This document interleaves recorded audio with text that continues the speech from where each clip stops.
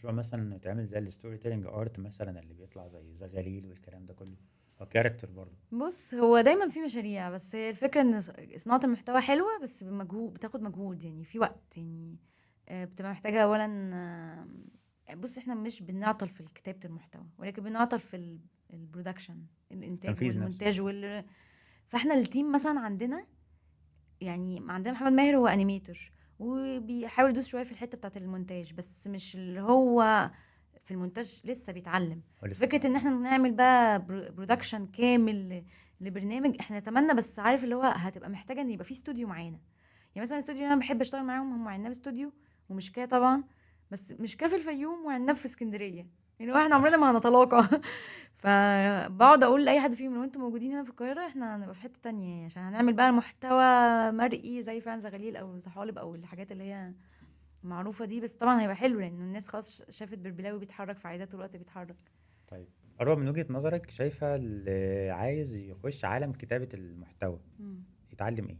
او يبتديها منين؟ يبتدي المجال ده ازاي؟ السؤال ده يعني ايفر ت- جرين. اتهرس جدا او اه. بيجيلي كتير جدا، بس هي الناس لو عندها اصلا مهارات القراءه، ان هي بتحب تقرا وتكتب، يعني دايما بقول اللي عايز يتعلم محتوى يقرا كتير، بس اللي عايز يتعلمه قوي يكتب اكتر. يعني الكتابه ذات نفسها هي اصلا عضله، عامله زي اي ماسل في جسمك، عايز بتنزل تورك اوت في الجيم او تعمل ايا كان الاكسرسايز بتاعك. فبرضو الكتابه هي عضله مخ انك بتطلع افكار، وعضله ايد بتكتب يعني. صحيح. فاللي بيكتب كتير ده مش عارف يكتب كتير إلا لما يكون قرا كتير.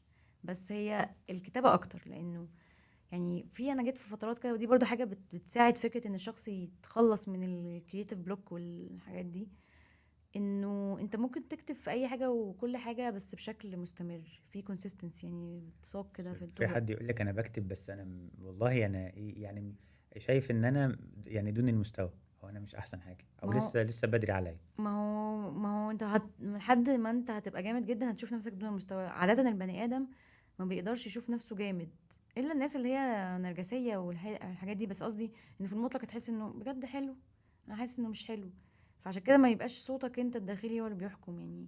بحب انه حتى بابا بنصح اي حد بيكتب انك بعد ما تخلص، لو انت في شركة اكيد عندك مانجر او ليدر هو اللي مظبوط. يراجع. لو انت بتثق في حد من صحابك، دايرة علاقاتك، بعد ما تخلص كتابة وريها لحد.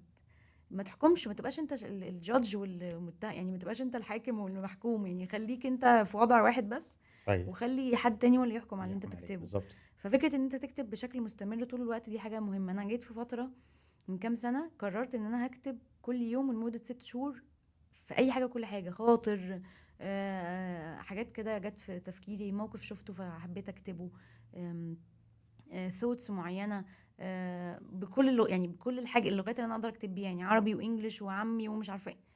فبكتب باي طريقه وبكل طريقه، ومش لازم اكتب في التوبيك اللي انا بكتب فيه. بس فكره انك تكتب تسترسل، هي الطلعه الاولى هي بتبقى رخمه، لكن صحيح. لما بتسترسل خلاص فعلا ما بتلاقيش حد يوقفك. عشان كده احنا بنشارك في كل سنه في تحدي ديس رايتر، اللي بيخلي الناس اصلا تخرج بره عقده ان انا قاعد قدام طول الوقت الورقه مش عارفه اكتب ايه. بالظبط، مش عارف اكتب ايه، اجرب امشي ايدي واجرب. فهي اصلا هو تمرين رخم، رغم ان يعني في واحد والله كتب سنه كامله، كاتب مشهور يعني. بس قصدي انه انا ما قدرتش اعمل السنه كامله دي عشان عندي التزامات تانية كده، هو عنده التزامات بس هو اشطر مني يعني. بس قصدي ان انا قعدت 6 شهور كل يوم معايا نوت بوك كده بكتب فيها، لو حد فتحها يحس انه يا انت بتتكلمي عن العصفوره اللي شفتيها.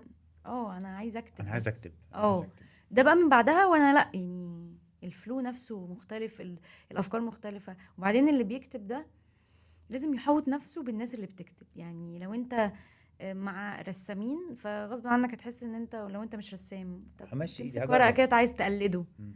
ولو انت مع مصورين طب ممكن اخد الكاميرا منك اصور. طب لو انت بقى مع كتاب وناس طول الوقت بتحب تكتب وانت اصلا عندك النو هاو، يعني مش كمان انت فروم سكراتش مش عارف حاجه، لا انت عندك نو هاو بس محتاج حد يشجعك. فلازم تتحوط نفسك برضو بالكوميونيتيز اللي موجود فيها صناع المحتوى او الكونتنت رايترز او الناس اللي بتحب تكتب طول الوقت. فلو انت حوطت نفسك بيهم هتلاقي انه ده بيشجعك تكتب وده بيعمل وده، فده هيساعدك. لكن ما تحكمش، ما تبقاش انت شخص الحاكم والمحكوم في نفسه، انت اللي كتبت وانت اللي بتحكم على كتابتك، لانك هتبقى حكمك ظالم، يعني مش احسن حاجه. في ناس تقول لك ايه، انا والله لازم يكون في يعني فايبس او شكل معين او وقت معين اكتب فيه، ده لازم بحس ان دي خرافات يعني. اه. مش عارفة، بس يعني أنا ما عمري ما تخيلت إن أنا لازم أبقى حاطة قاعدة شغالة مشغلة مزيكا فيروز معينة وقاعدة. والقهوة بالظبط، بالظبط. والصوت العصافير في الباك جراوند، المكتب شكله. ممكن أبقى ماسكة الموبايل عادي نايمة على السرير وقررت هكتب. نهيت تاني نفس فكرة انك ما تهيأش الفرصة عشان تبدأ، يعني ابدأ وهي الفرصة تتهيأ لوحدها. صحيح. فاللي بيتحجج بفكرة انه لازم يبقى جو معين، هو نفس الشخص اللي كان في وقت المذاكرة والامتحانات ان هو معلش انا لازم اظبط المكتب بتاعي لازم بالظبط، بالمذاكر انا افضل ارتب في المكتب ونرتب 5000 لحد ما مرة نجيلنا عشان. النوم وندخل ننام. فلا يعني فكرة ان انت تتحجج بظروف، هو عامله زي البني ادم الرسام، يبقى كل حاجه عشوائيه حواليه بس هو انا بس في عالم هو لوحدي بالظبط برسم، منفصل عن العالم، انا برسم، مش انا محتاجه اتهيأ يعني. بالظبط.